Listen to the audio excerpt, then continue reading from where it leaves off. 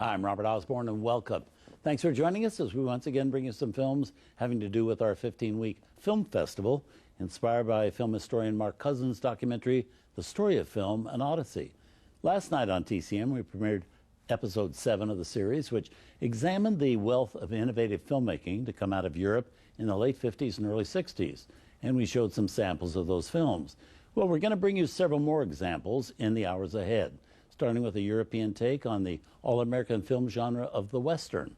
It's an American-like Western is sifted through the talents and creativity of Italian director Sergio Leone. It was Leone who turned the Western genre on its ear in the 60s with a string of European cowboy shoot-'em-ups, which came to be tagged spaghetti westerns, so called because they were westerns made by an Italian director, but shot in the vast open spaces of Almeria, Spain, because that area resembles the American Southwest, and also shot there because it cost less to film in Spain than in Italy or the real American Southwest.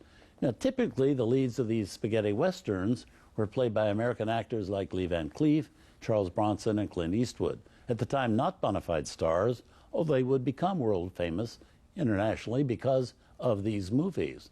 And our next film is a prime example of that.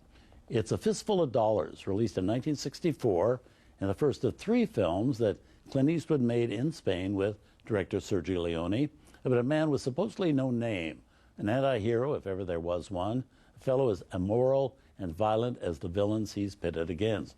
Leone actually based this movie on a Japanese film by Akira Kurosawa called Yojimbo, about a mercenary who rides into a town which has been torn apart by a battle between rival families.